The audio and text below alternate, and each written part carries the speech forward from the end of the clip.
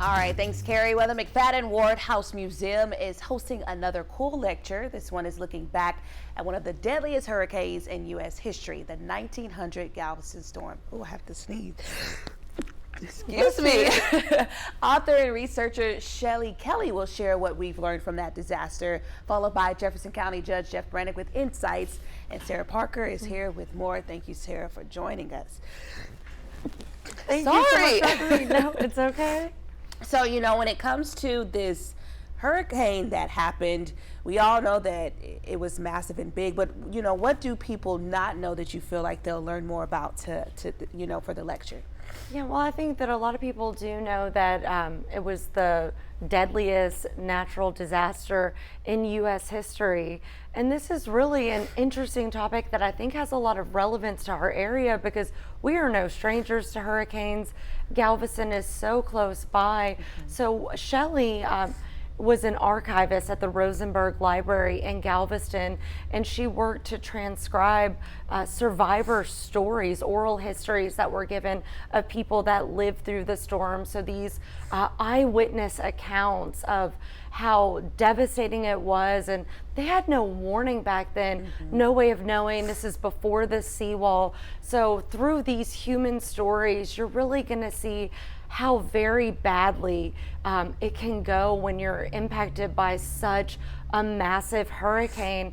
And then Judge Brannick, who's been county judge of Jefferson County for 14 years, will follow up with the things that we're doing here, the safety protocols that are in place, and what we do for disaster preparedness. So it'll be a good, kind of look at how bad it can go, and then what we're doing now to make a difference. Kind of like a reality check, or make sure your ducks are in a row and everything's in order, so you are prepared, for hurricane season that we are currently in right now. What made the McFaddin-Ward House have this as a lecture?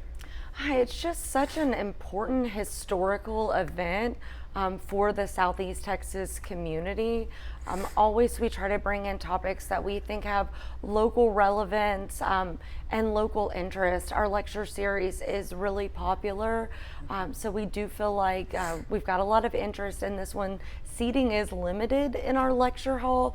Our doors open at 6, so if you want to attend, of course it's free. We do encourage participants to come early. We've got a little bit of space in an overflow room, and for those unable to make it, we do share the lecture on our YouTube channel, Facebook, and our website after the event. And when will all of this be happening? It's this Thursday, so tomorrow. The lecture will start at 6:30 p.m. Shelly's going to have a presentation where she'll be sharing some images to go with it. Perfect. Anything people should know before they come? I know you said to make sure you kind of arrive early, and that you all will be sharing this on social media if you miss it.